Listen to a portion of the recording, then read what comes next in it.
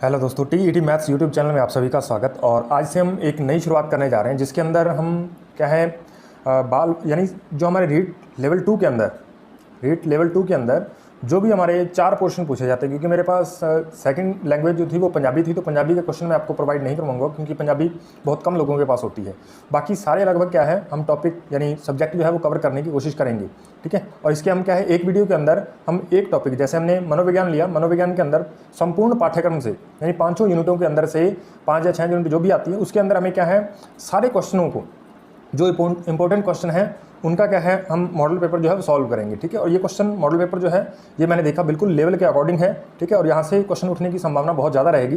तो सबसे पहले आज हम मनोविज्ञान का एक टेस्ट सॉल्व करते हैं, बाल विकास एवं शिक्षा शास्त्र, ठीक है।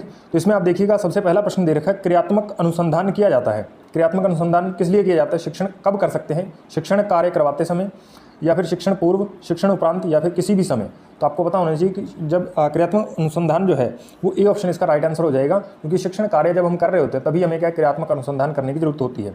दूसरा है हमारे पास, राष्ट्रीय पाठ्यचर्या के अनुसार पाठ्यक्रम निर्माण का सबसे उपयुक्त सिद्धांत कौन सा है? बाल केंद्रिता का सिद्धांत, लचीला पाठ्यक्रम, क्रियाशीलता का सिद्धांत, या फिर उपयुक्त सभी। तो राष्ट्रीय पाठ्यचर्या यानी पाठ्यक्रम निर्माण के अंदर कौन कौन से सिद्धांत उपयोग में लिए जाते हैं? तो बाल केंद्रिता, बाल को केंद्र में रखने का सिद्धांत, ये तो बिल्कुल लगता है। लचीला पाठ्यक्रम भी होना चाहिए, क्रियाशीलता का भी सिद्धांत होना चाहिए। तो यहाँ पे ऑप्शन डी सही हो जाएगा, ठीक है भाई।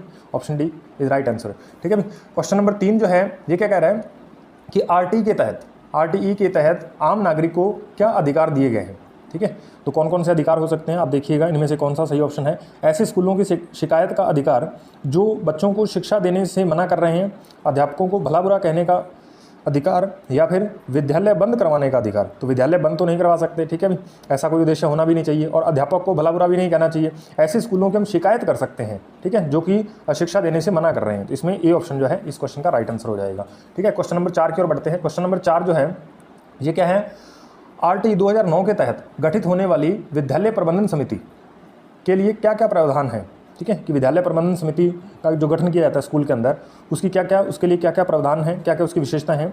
तो समिति में 3/4 यानी 75% सदस्य जो है माता पिता या संरक्षक होने चाहिए।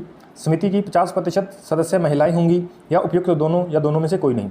तो आपको पता होना चाहिए कि समिति के अंदर जो एसएमसी का गठन किया जाता है, विद्यालय प्रबंधन समिति का गठन किया जाता है, उसके अंदर 75% या 3/4 माता पिता या संरक्षक होने चाहिए। समिति के अंदर 50% महिलाएं होनी चाहिए, यानी ऑप्शन जो है सी हमारा इस क्वेश्चन का राइट आंसर हो जाएगा, ठीक है भाई। तो क्वेश्चन नंबर 5 हम देखते हैं। तो क्वेश्चन नंबर 5 में देखिए आप, रैल्फ टाइलर ने मूल्यांकन को क्या बताया? रैल्फ टाइलर ने मूल्यांकन के बारे में परिभाषा दी थी, उनकी परिभाषा के अनुसार यहाँ से कौन सा कथन जो है सही है वो हमें बताना है। तो सबसे पहला है शैक्षिक उद्देश्य निर्धारण की प्रक्रिया, शिक्षण प्रक्रिया, शैक्षिक उद्देश्य की प्राप्ति की सीमा निर्धारण प्रक्रिया, या इनमें से कोई नहीं। तो आपको पता होना चाहिए कि शैक्षिक उद्देश्य निर्धारण की प्रक्रिया, शैक्षिक उद्देश्य इसमें निर्धारित नहीं किए जाते, बल्कि उद्देश्य को हमने किस हद तक प्राप्त किया है, बल्कि हमने शैक्षिक उद्देश्य को किस सीमा तक प्राप्त कर लिया है, इसको जानने के लिए क्या है मूल्यांकन किया जाता है रैल्फ टाइलर के अनुसार, ठीक है।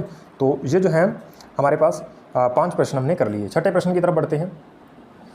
छठा प्रश्न क्या कह रहा है, राष्ट्रीय पाठ्यचर्या 2005 की अध्यापकों एवं प्रशिक्षणार्थियों के लिए कार्यशाला जो आयोजित की गई, यानी ये कार्यशाला कहाँ पे आयोजित की गई ये आपको बताना है। SCERT जयपुर में, NHRD नई दिल्ली में, या NCERT नई दिल्ली में, या फिर NCERT चेन्नई के अंदर। तो आपको ये क्वेश्चन का पता होना चाहिए कि NCERT दिल्ली में इसकी कार्यशाला जो है वो क्या है आयोजित की गई थी। उसके बाद नेक्स्ट है हमारे पास, मैं कौन हूँ, क्या हूँ, मैं भी कुछ हूँ, ठीक है, आदि ऐसी प्रबल भावनाएं विकास की किस अवस्था की ओर इंगित करती हैं, इशारा करती हैं? तो बाल्यावस्था की ओर, पूर्व बाल्यावस्था, किशोरावस्था, या प्रौढ़ावस्था। तो ये आपको पता होना चाहिए कि मैं कौन हूँ, ठीक है, मैं भी कुछ हूँ, या मैं क्या करने के लिए मेरा जीवन है, ये सारे के सारे विचार जो हैं वो कहाँ पे आते हैं? किशोरावस्था के अंदर सर्वाधिक देखने को मिलते हैं। नेक्स्ट है हमारे पास 8वां प्रश्न। 8वें प्रश्न में क्या है कि एक बालक पहले पूरे हाथ को और फिर अंगुलियों को और फिर हाथ और अंगुलियों को एक साथ चलाना सीखता है। बालक विकास के संबंध में यह सिद्धांत कहलाता है परस्पर संबंध का सिद्धांत, सामाजिक अधिगम का सिद्धांत, एकीकरण का सिद्धांत, या उपयुक्त में से कोई नहीं, ठीक है। तो आपको देखना है कि पहले बालक क्या पूरे हाथ को और फिर धीरे धीरे अंगुलियों को चलाना सीखेगा, और फिर हाथ और अंगुलियों को एक साथ चलाना सीख लेता है। तो ये बाल विकास के जो सिद्धांत हमने पढ़े हैं उसके अंदर कौन सा सिद्धांत ये बात स्पष्ट करता है? तो आपको पता होना चाहिए परस्पर संबंध का सिद्धांत बिल्कुल नहीं है, और सामाजिक संबंध का सिद्धांत क्या होता है कि जैसे हमारा मानसिक विकास है, शारीरिक विकास है, ठीक है, सामाजिक विकास है, ये सारे परस्पर इनका संबंध होता है, आपस में जुड़े हुए होते हैं। सामाजिक अधिगम का सिद्धांत बिल्कुल नहीं है, ये अल्बर्ट बंडूरा ने दिया था, ये तो अधिगम का सिद्धांत है। तो एकीकरण का सिद्धांत जो है ये बात इसमें हमें देखने को मिलती है। तो नेक्स्ट हम क्वेश्चन नंबर 9 देखते हैं। चलिए भी प्रश्न नंबर 9 देखते हैं। वंशानुक्रम व्यक्ति की जन्मजात विशेषताओं का पूर्ण योग है, निम्नलिखित में से यह कथन किसका है? बी.एन. झा का, जेम्स ड्रेवर का, वुडवर्थ का, रॉस का। रॉस ने ऐसा कथन बिल्कुल नहीं कहा, वुडवर्थ ने नहीं कहा, जेम्स ड्रेवर ने नहीं कहा। तो इसमें हमारे पास जो राइट आंसर है वो क्या हो जाएगा? ए ऑप्शन जो है वो राइट आंसर हो जाएगा, बी.एन. झा। अब ऐसी जब परिभाषाएं आती हैं तो आपको साथ के साथ याद करने की भी कोशिश करनी चाहिए। मान लीजिए आपने ये परिभाषा पहले नहीं पढ़ी तो स्वाभाविक तौर पर ये गलत होने वाली है। तो इसको आपको क्या है, थोड़ा जब आपके सामने कोई परिभाषा नहीं आती है तो आपको उसको याद करने की ट्रिक के द्वारा आप उसे याद भी कर लिया करो, ठीक है। वंशानुक्रम व्यक्ति का जन्मजात विशेषताओं का योग, पूर्ण योग है। तो यहाँ से योग आया और योग और झा शब्द, ये झा योग ये एक जैसे इनका उच्चारण जो है लगभग प्रतीत होता है। जैसे योग होता है और झा से झा बनता है, झ से झा बनता है। तो झा और यह लगभग क्या है, एक जैसे वर्ड से प्रतीत होते हैं, इसलिए आप इसे झा से जोड़ोगे तो झा का मतलब योग, इससे ये आसानी से आपको याद हो जाएगा। चलिए प्रश्न नंबर 10 की तरफ बढ़ते हैं। आप अपनी कक्षा के बालक में समाजीकरण की प्रक्रिया को तेज करना चाहते हैं, तो आप निम्न में से क्या कदम उठाएंगे? बालक को समाज में प्रचलित मान्यताओं के विषय में जानकारी देंगे, या बालक में सामाजिक आदर्श स्थापित कराएंगे, या बालक को स्कूल की परंपराओं से परिचित कराएंगे, या फिर सारे ही काम करवाएंगे? ठीक है, तो बालक को हम क्या करना चाहते हैं? समाजीकरण की प्रक्रिया को तेज करना चाहते हैं, तो हमें क्या है, ये सारे के सारे वर्क जो है वो करने पड़ेंगे, यानी डी ऑप्शन जो है वो राइट आंसर हो जाएगा। ठीक है, तो प्रश्न नंबर 11 देखिए। पियाजे के अनुसार कोई बच्चा किस अवस्था में अपने परिवेश की वस्तुओं को पहचानने अब उनमें विभेद करने लगता है? ठीक है, तो वस्तुओं को पहचानना और विभेद करना, इंद्रिय जनित अवस्था इसमें तो बिल्कुल नहीं, और पूर्व संक्रियात्मक अवस्था, या फिर मूर्त संक्रियात्मक अवस्था, या फिर अमूर्त संक्रियात्मक अवस्था। ठीक है भाई, तो यहाँ पे आपको पता होना चाहिए कि पूर्व संक्रियात्मक अवस्था के अंदर आते आते बच्चा जो है वो अपने परिवेश की वस्तुओं को पहचानने और उनमें अंतर करना सीख जाता है। ठीक है भाई, तो ये पूर्व संक्रियात्मक अवस्था, और इसका काल क्या होता है? 2 से 7 वर्ष। ठीक है, ये भी आपको ध्यान रखना है। नेक्स्ट हमारे पास है बाल केंद्रित शिक्षा के समर्थक के तौर पर आपके अनुसार निम्नलिखित में से किसका महत्व सबसे ज़्यादा है, सर्वाधिक है? तो शिक्षक बालक के व्यक्तित्व का कहाँ तक विकास कर पाया है, यह शिक्षक कितना ज्ञानी, आकर्षक और गुणयुक्त है, शिक्षक की पहचान का दायरा कितना विस्तृत है, या फिर शिक्षक का विद्यालय में कितना प्रभाव है? इनमें से कौन सा ऑप्शन जो है वो राइट होगा आपके अनुसार? इनमें बाल केंद्रित शिक्षा के समर्थक के तौर पे आपको देखना है। तो यहाँ पे आपको देखना है कि कौन सा ऑप्शन बढ़िया ज़्यादा सही होगा। तो शिक्षक बालक के व्यक्तित्व का कहाँ तक विकास कर पाया है, यदि हम किसी शिक्षक के बारे में कोई विचार बनाना चाहते हो तो हमें ये देखना पड़ेगा कि वो व्यक्तित्व का विकास कहाँ तक कर पाया है। ठीक है भाई, वो उतना ही ज़्यादा क्या है, बाल केंद्रित शिक्षा के समर्थन करेगा, समर्थक होगा। ठीक है, तो क्वेश्चन नंबर 13 देखिए। यदि एक लड़के की आयु 15 वर्ष है तथा उसकी मानसिक आयु 18 वर्ष है तो उसकी बुद्धि लब्धि क्या होगी? ठीक है, बुद्धि लब्धि का क्वेश्चन है, बुद्धि लब्धि क्या होगी? तो आपको पता होना चाहिए कि बुद्धि लब्धि का सूत्र जो है वो क्या होता है? बुद्धि लब्धि का सूत्र जो है वो होता है मानसिक आयु बटा में क्या होता है, बटा में उसकी वास्तविक आयु। ठीक है, मानसिक आयु बटा में उसकी वास्तविक आयु और गुणा में 100। ठीक है, तो मानसिक आयु कितनी है यहाँ पे? 18 वर्ष, तो 18 बटा में 15 गुणा 100, इसका आंसर आ जाएगा कितना? बी ऑप्शन 120 आ जाएगा। ठीक है, आप करके देख लीजिएगा, आपको फॉर्मूला बता दिया, उस फॉर्मूले पे आप इस क्वेश्चन को खुद भी एक बार करके देखोगे। और आप क्या है, वीडियो को पॉज करके एक बार क्वेश्चन को आप खुद से उसका आंसर देने की कोशिश किया करो। ठीक है, सिर्फ सुनने से काम नहीं चलेगा, जब आपका दिमाग धीरे धीरे वर्क करना स्टार्ट करेगा। ठीक है, ये क्वेश्चन हालांकि बिल्कुल आसान है, आप कर पा रहे होगे, लेकिन फिर भी कई बार हम किसी क्वेश्चन में अटक जाते हैं। तो एक बार क्या है, उस क्वेश्चन को पुनः पढ़िए, दोबारा से ऑप्शन पढ़िए, तो फिर आपको निश्चित तौर पे आपको एक सही आंसर मिल जाएगा। ठीक है, तो इस तरीके से आपका दिमाग जो है धीरे धीरे वर्क करना स्टार्ट करेगा, और फिर आप क्या है, पेपर तक यदि ऐसे ही क्वेश्चन को समझ करके करते रहे अपने लेवल पर, तो बढ़िया आपकी स्कोरिंग होगी। ठीक है, इसमें कोई दोहराई नहीं है। तो देखिए, क्रिस्टलाइज संबंधित है पठन विकार एवं आधारित एक समस्या योग्यता, यानी पठन विकार पर आधारित एक सामान्य योग्यता पर, या फिर व्यवहार संबंधी विकारों को दूर करने से संबंधित एक सामान्य योग्यता है, मानसिक विकास को समझने की एक सामान्य योग्यता है, या फिर अनुभव, अधिगम तथा वातावरण संबंधी कारकों पर आधारित एक क्या है, सामान्य योग्यता है। ठीक है, इसमें से कौन सा ऑप्शन जो है वो सही होगा, ज़्यादा सही होगा, वो आपको बताना है। तो क्रिस्टलाइज ये क्या है, जब आप बुद्धि के सिद्धांत पढ़ोगे तो उसमें क्या है, एक क्रिस्टलीकरण बुद्धि आती है, क्रिस्टलाइज बुद्धि। ठीक है, तो वो क्या होती है, अनुभव और वातावरण पर आधारित होती है। ठीक है, तो इसमें डी ऑप्शन जो है वो राइट हो जाएगा। ठीक है, आपने दिगम के सिद्धांत, बुद्धि के सिद्धांत वगैरह जब आप पढ़ोगे तो आपको ये उसमें चीज़ आपको क्लियर से मिल जाएगी। चिंतन में सम्मिलित मानसिक प्रतिक्रिया, कल्पना, यानी चिंतन के अंदर क्या क्या सम्मिलित हो सकता है? कल्पना, अनुमान, स्मृति और उपयुक्त सभी। आप जानते हो चिंतन के अंदर कल्पना भी करते हैं, अनुमान, स्मृति, ये सारे कुछ क्या है, चिंतन के अंदर ही आते हैं, यानी उपयुक्त सभी, इसमें डी ऑप्शन जो है वो राइट आंसर हो जाएगा। नेक्स्ट हम करते हैं क्वेश्चन नंबर 16। ठीक है। क्वेश्चन नंबर 16 में हमें दे रखा है लैंगिक भेदभाव के कारण छात्राओं की मनोदशा पर पड़ने वाला प्रभाव। ठीक है, पड़ने वाला प्रभाव कौन सा है वो हमें बताना है। वे घर तथा स्कूल में मनमानी करने लगते हैं, वे स्कूल में जाकर प्रसन्न रहने लगते हैं और उनका मन स्कूल जाने को नहीं करता, वे आत्महत्या कर लेते हैं। आत्महत्या तो बिल्कुल नहीं करेंगे, तो ये ऑप्शन तो हमने पहले ही काट दिया।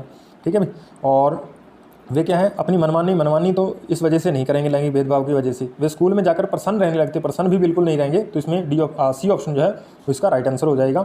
उनका मन स्कूल जाने को नहीं करता क्योंकि उन्हें वहाँ पे उनके साथ क्या है लैंगिक यदि भेदभाव हो रहा है तो। ठीक है, तो छात्राएं स्कूल जाने में इंटरेस्ट नहीं लेंगी, स्कूल नहीं जाएंगी। ठीक है, तो ये बात आपको ध्यान रखनी है। नेक्स्ट क्वेश्चन नंबर 17 की तरफ बढ़ते हैं। चलिए फिर क्वेश्चन नंबर 17 देखिए, व्यक्तिगत विभिन्नताओं को समझने का प्रयत्न सबसे पहले किसने किया था, यानी सबसे पहले व्यक्तित्व विभिन्नताओं का अध्ययन किसने किया था, तो वो आपको पता होना चाहिए। जेम्स ड्रेवर ने, टाइलर ने, स्किनर ने या फिर गाल्टन ने। ठीक है, तो यहाँ पे जो है फ्रांसीसी गाल्टन ने क्या है व्यक्तित्व विभिन्नताओं का अध्ययन जो है सबसे पहले किया था। D option is the right answer. 18वां क्वेश्चन, सतत एवं व्यापक मूल्यांकन में व्यापक का क्या अर्थ है। ठीक है, एक बार के कार्यक्रम के बदले निरंतर मूल्यांकन करना, छात्रों के ज्ञान, समझ, व्याख्या, अनुप्रयोग, विश्लेषण इत्यादि क्षमता का मूल्यांकन, या छात्रों के शैक्षिक एवं सशैक्षिक पक्षों की किसी एक सीमा का व्यापक मूल्यांकन, किसी एक क्षमता का व्यापक, एक सीमा का नहीं एक क्षमता का व्यापक मूल्यांकन, छात्रों की याद करने की क्षमता का व्यापक मूल्यांकन। तो इसमें आप देखिएगा एक बार के कार्यक्रम के बदले निरंतर मूल्यांकन किया जाना चाहिए, बिल्कुल सही बात है। छात्रों के ज्ञान, समझ, व्याख्या, अनुप्रयोग, विश्लेषण इत्यादि क्षमता का मूल्यांकन, बिल्कुल सारा जो है मूल्यांकन उनका होना चाहिए। यहाँ पे आप देखिए छात्रों की याद करने की क्षमता का व्यापक मूल्यांकन, तो अकेला याद करने की क्षमता का मूल्यांकन नहीं होता इसमें। छात्रों के शैक्षिक एवं सशैक्षिक पक्षों की किसी एक क्षमता का क्या है व्यापक मूल्यांकन किया जाना चाहिए। तो ये सी ऑप्शन जो है बिल्कुल राइट हो जाएगा, क्योंकि इसमें क्या है दोनों ही शैक्षिक और सशैक्षिक पक्षों का मूल्यांकन इसके अंदर आता है। ठीक है, तो क्वेश्चन नंबर 19 की तरफ बढ़ते हैं। क्वेश्चन नंबर 19 में क्या दे रखा है, छात्रों की उपलब्धि के मूल्यांकन के लिए सबसे बेहतर तरीका क्या हो सकता है।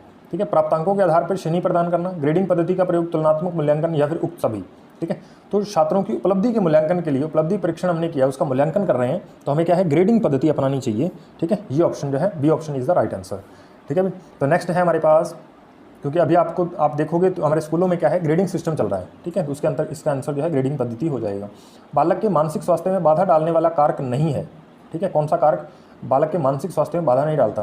कठोर अनुशासन बाधा डालता है बिल्कुल, पारिवारिक संघर्ष बिल्कुल बाधा डालेगा, उसकी जाति या फिर सहानुभूतिपूर्ण व्यवहार। ठीक है, उसकी जाति भी कहीं ना कहीं उसे टॉर्चर करती है, मानसिक स्वास्थ्य में बाधा डालती है यदि वो निम्न जाति का है।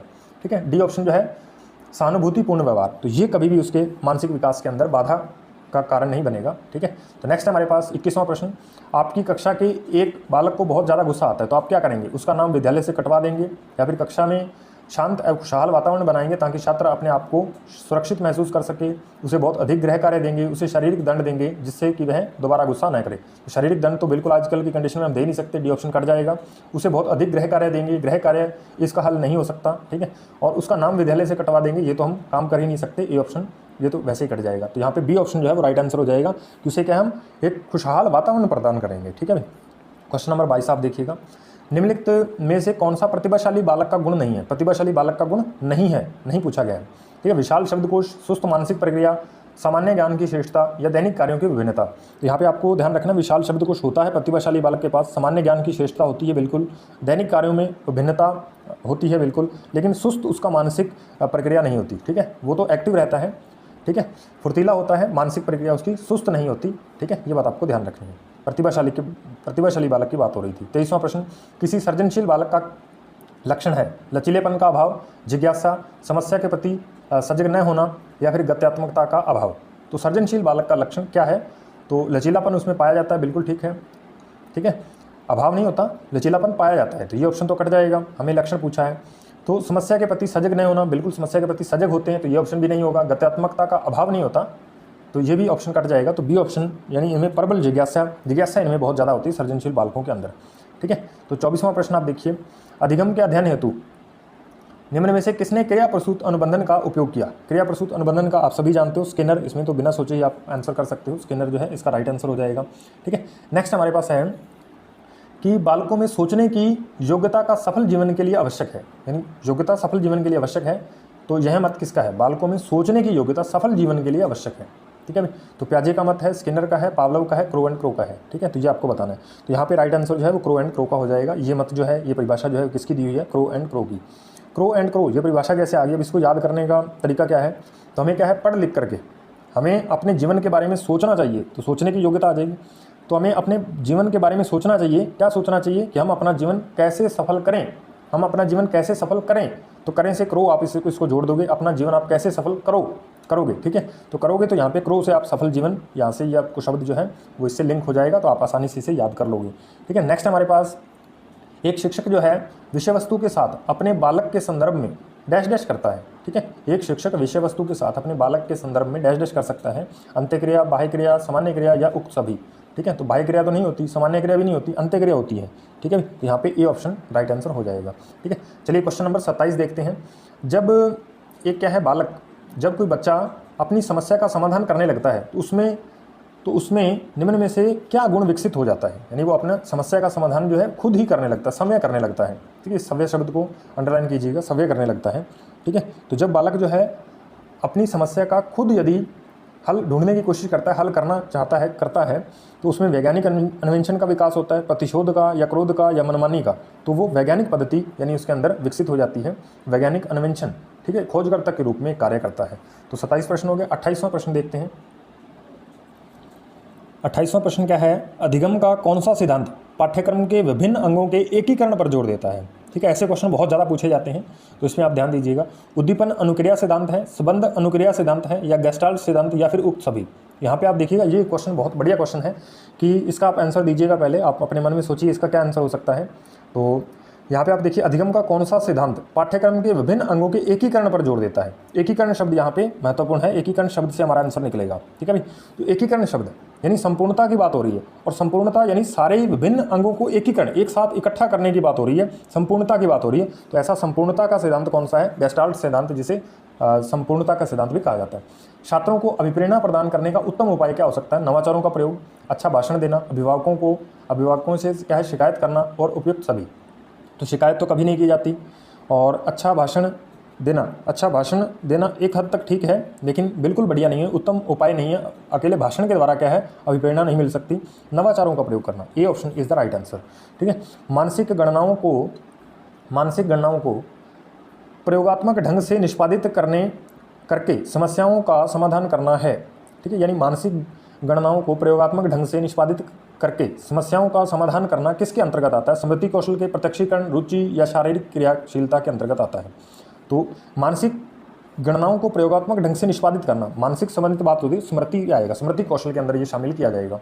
ठीक है, मानसिक गणनाओं को प्रयोगात्मक ढंग से निष्पादित करना क्या किसके अंतर्गत आएगा, तो ये जो है स्मृति कौशल के अंतर्गत आएगा। ठीक है, उम्मीद है कि आज का वीडियो लेक्चर आपको बेहद पसंद आया होगा, और ये एक नई जो हमने पहल की है इसको आप बिल्कुल आपको अच्छी लगी होगी, और आप इस वीडियो को शेयर करोगे लोगों के साथ, ताकि हमें भी मोटिवेशन मिले, और जब भी हमें समय मिलेगा, ठीक है, तो हम क्या है, जैसे हमने मनोविज्ञान का आज टेस्ट डाला, तो कल हम क्या है इसके अलावा जो हिंदी आगे जो हमारा लैंग्वेज है, हिंदी लैंग्वेज प्रथम भाषा के रूप में, हम उसका एक टेस्ट डालेंगे। उसके बाद हम साइंस और फिर मैथ का टेस्ट। ठीक है, इस तरीके से एक एक करके हम टेस्ट डालते जाएंगे, और फिर जब ये टेस्ट हो जाएंगे चारों के चारों, फिर से हम क्या है मनोविज्ञान का एक टेस्ट आएगा। इस तरीके से आप अपना मूल्यांकन भी करते रहोगे। ठीक है, यदि आपके इन क्वेश्चनों में क्या है 25-27 प्रश्न यदि आपके सही होते हैं, या इससे ज़्यादा, पहली बात तो सारे सही होने चाहिए, लेकिन यदि आपके अभी तैयारी आपने एक बार या 2 बार आपने रिविजन किया, तो हो सकता है थोड़ा कम क्वेश्चन सही हो रहे हैं, तो आपको घबराना नहीं है। यदि आपके 25 क्वेश्चन सही हो रहे हैं, ठीक है, तो निश्चित ही आपकी तैयारी एक बढ़िया लाइन पे है, बढ़िया ट्रैक पे आप चल रहे हो। ठीक है, तो नेक्स्ट आपके बढ़िया नंबर आएंगे, तो इसमें आपको टेंशन लेने वाली कोई बात नहीं है। तो चलिए भी इस वीडियो को आप शेयर कर दीजिएगा और लाइक करिएगा, और चैनल को, यदि आप चैनल पे नए हैं तो इस चैनल को सब्सक्राइब कर लीजिए, साथ में बेल आइकन को प्रेस करिए, ताकि हमारे नए आने वाले वीडियोस नोटिफिकेशन आप तक आसानी से पहुँच पाए। तो मिलते हैं नेक्स्ट वीडियो में, तब तक के लिए धन्यवाद।